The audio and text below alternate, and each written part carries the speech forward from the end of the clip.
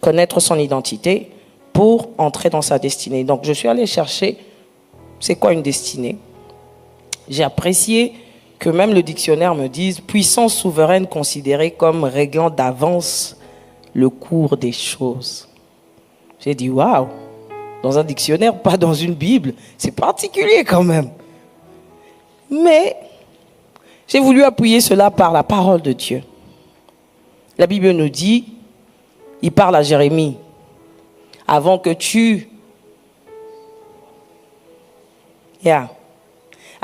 je te formasse dans le ventre de ta mère, je t'ai connu.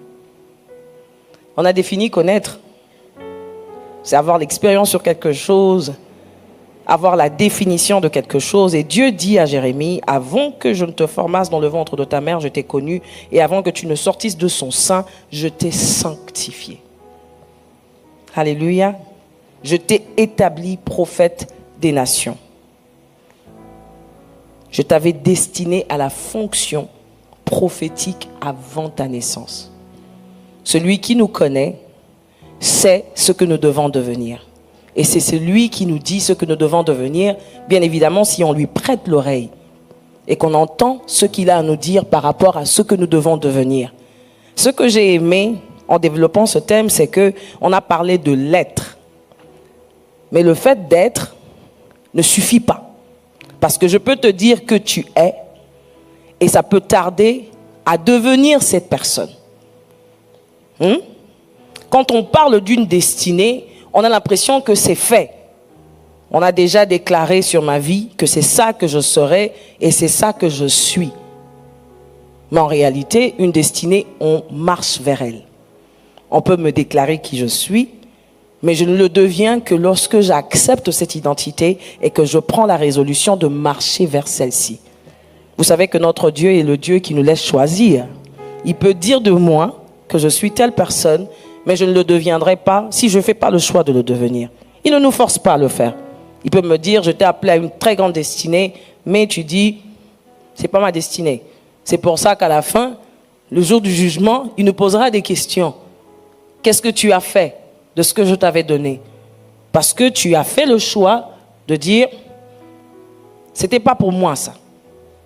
Parce que tu as trouvé que tu n'étais pas à la bonne place. Alléluia. En réalité, notre destinée,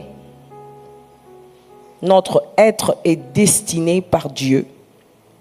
Et nous nous devons de le connaître pour choisir de le devenir. C'est ce que j'ai écrit. Yeah? Nous sommes dans Juge 6, 12. Encore un exemple dans la parole qui nous montre que quelqu'un est, par rapport à tout ce qui vit tout autour de lui, par rapport à la famille d'où il vient. Mais ce jour-là, particulièrement, l'ange de l'Éternel lui apparaît et lui dit, vaillant héros. Je suis sûr qu'il a regardé en arrière. C'est à moi que tu parles. Tu es sûr, vaillant, là, c'est moi. Parce qu'il regarde à sa famille. On dit qu'il est sorti d'une famille la moins considérée. Yeah? La plus petite qui soit.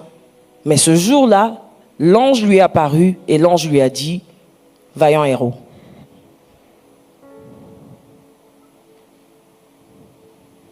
Et la Bible dit, en lisant, j'ai vu un commentateur écrire, il s'appelle Adam Clark, il dit, le Seigneur est avec toi. Et ce que j'ai apprécié, c'est qu'il a renforcé en disant, la parole est avec toi. Homme puissant et valeureux. La parole. Qui est la parole? Jésus est la parole.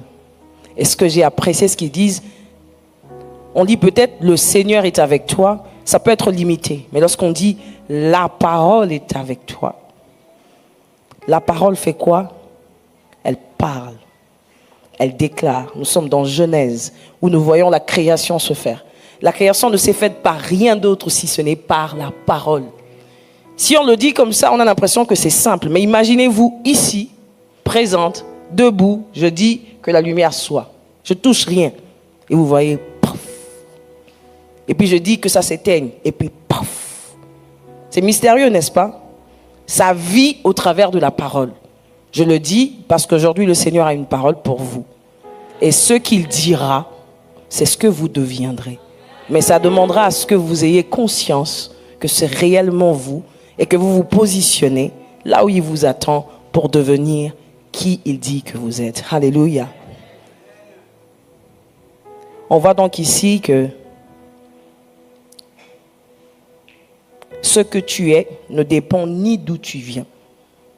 Je vous ai parlé de ma vie en quelques petits mots, ni de ce que tu as entendu les hommes te dire, mais de ce que Dieu dit de toi.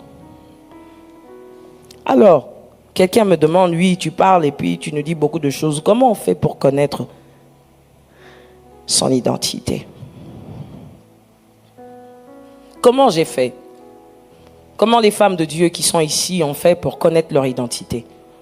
Je suis enfant, je grandis, j'évolue bien. Je suis pas... Bon, je suis brillante, mais pas la plus brillante de l'école, de ma classe. Mes profs, bon, quand ils s'arrêtaient sur moi, c'était du genre, ah, elle est là. Mais je suis heureuse parce que le Saint-Esprit a transformé cette chose. Il m'a rendue brillante parmi les brillants. Lorsque mon père me regarde à la télé des fois et qu'il regarde mes interventions, il me dit, je suis ébloui. J'ai dit, papa, c'est le Saint-Esprit. Il m'a ouvert l'esprit. Il est rentré dans mon cerveau. Il a changé les choses. Il a repositionné les choses par rapport à la destinée dans laquelle il m'avait destiné. Il savait que je n'étais pas appelé pour être à l'arrière. J'étais cette lumière qu'il avait placée sur une montagne qui devait briller. Et pour briller, on doit être une lumière. Alléluia. Connaître son identité, c'est prêter l'oreille à ce que Dieu dit que vous êtes. Quelqu'un peut me demander comment je donne ma vie au Seigneur. On est en 2000. Non, j'aime bien parler de ma conversion parce que c'est assez particulier. S'il y a des gens qui parleront de leur conversion en disant j'ai donné ma vie au Seigneur en 1987, le 10 décembre et tout. Moi, je ne connais pas la date. Je ne connais pas. Parce que pour moi, ça a été un processus. Grandi dans l'église catholique, étant choriste, très bonne choriste. Ça, par contre, je l'étais depuis enfant. Des répétitions, je ne pouvais pas louper. Donc, je vais à l'église, je chante, mais je chante bien. Je suis aussi remarqué. Hein? Ce n'est pas aujourd'hui. J'étais dirigeante de chorale à 17 ans. Donc, j'ai une position. Mais là, je viens à l'église. Vous savez, quand vous êtes quelqu'un dans le Seigneur, il y a des signes qui peuvent le montrer sans que vous-même vous le sachiez. Donc, je vais à l'église catholique, je ne me connais pas. Parce que des fois, quand des gens entendent ce témoignage, ils disent, mais ça veut dire quoi? Que les catholiques ne sont pas des chrétiens? J'ai dit, je n'ai pas dit ça. Oh. Je parle de ma vie. Moi, quand j'allais là, je ne connaissais pas le Christ. Je ne l'avais pas rencontré. Si on me demandait qui il est, je ne pouvais pas le dire. Donc, je n'avais pas fait une rencontre personnelle avec le Seigneur. Donc, si toi, tu es catholique et tu connais le Seigneur, tu le sais, va au Seigneur. J'ai à vérifier aussi. Donc, je vais à l'église. Quand je chante, bizarrement, le jour où moi je dois intervenir, il y avait même des gens à l'église qui venaient des fois dimanche. C'est vous qui chantez aujourd'hui? J'ai dit non, c'est pas moi. Ah, si c'est pas vous, je viendrai pas à la messe. Je dis mais pourquoi? Il me dit quand c'est pas vous, c'est pas pareil. Moi je me dis c'est juste la voix. Mais je me surprends aussi des fois en train de chanter sur un solo et je vois des gens pleurer. Bon, certainement l'âme, hein. Parce que Céline Dion peut nous faire pleurer aussi. Il y a même des gens qui ne connaissaient pas l'anglais qui ont prié avec ces chansons parce que c'était doux. Non, je ne mens pas. Vous connaissez Cissy Winans? Mon frère, puisqu'on a grandi dans une famille francophone, quand il s'est converti, il a cassé tous les CD de Cissy Winans, croyant que c'était les R&B. Donc des fois, on peut ne pas connaître quelque chose et puis... Voilà, donc il y a aussi des gens qui ont parlé en langue avec des chansons de Céline Dion parce qu'ils ne savaient pas que c'était Céline Dion et qu'elle avait une voix douce. Quand tu entends maman, tu fais grand genre. Une vraie sorcière. mais on pleure. Donc, ça peut arriver que l'on pleure parce qu'une chanson nous touche dans l'âme. Donc, moi, quand je vois toutes ces choses, ça ne me dit rien. Parce que moi aussi, ça m'est arrivé d'écouter une chanson et puis voilà. Tu vois une tristesse là qui t'envahit et puis tu te mets à pleurer. Donc, ça peut arriver. Donc, quand je vois les gens pleurer, je me dis, ça va quoi. Mais c'est plus tard que je comprendrai qu'en réalité, il avait placé son esprit à l'intérieur de moi.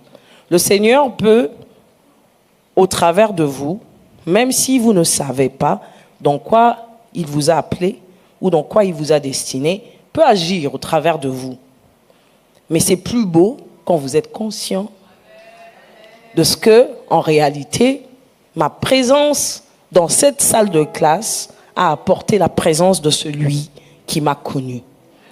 C'est une chose que de savoir que je suis l'enfant d'un tel et que je le représente valablement, que de porter juste son nom et d'être choqué quand quelqu'un me dit « Ah, vous êtes la fille de... » Il y a des gens qui, lorsqu'ils arrivent quelque part, vous entendez même ici dans le monde, vous me connaissez? Tu sais qui je suis? Pourquoi ils disent ça? Ils sont conscients de la famille d'où ils viennent. Mais ce que moi j'aime, c'est que nous, on n'est pas venus des familles riches, nous autres là. Mais aujourd'hui au moins, sans parler, je peux arriver quelque part et quelqu'un vous dit, madame, à vous. Et je ne parle pas des gens qui me reconnaissent en tant que chantre. Je parle de ceux qui peuvent ressentir la présence que j'emmène avec moi partout où je passe. Parce qu'il y a eu un moment où j'ai été conscientisé dans mon esprit que je porte la gloire du Dieu qui habite dans les cieux. Et que dans ma petitesse, parce que je sais que je ne suis pas une grande femme, je suis grande en Dieu. Et que lorsque j'arrive quelque part, les choses doivent obligatoirement changer parce que j'emmène avec moi le Dieu créateur des cieux et de la terre. Alléluia. En sortant d'ici, je souhaiterais que quelqu'un puise, non pas à l'extérieur, mais à l'intérieur, ce qu'il est dans le Seigneur. Je disais donc, comment reconnaître son identité? C'est prêter l'oreille à ce que Dieu vous dit. Le Seigneur peut nous parler de plusieurs manières. Comment ça a été pour moi?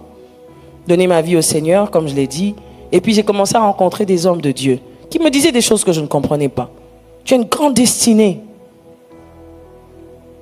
Tu es appelé à des grandes choses.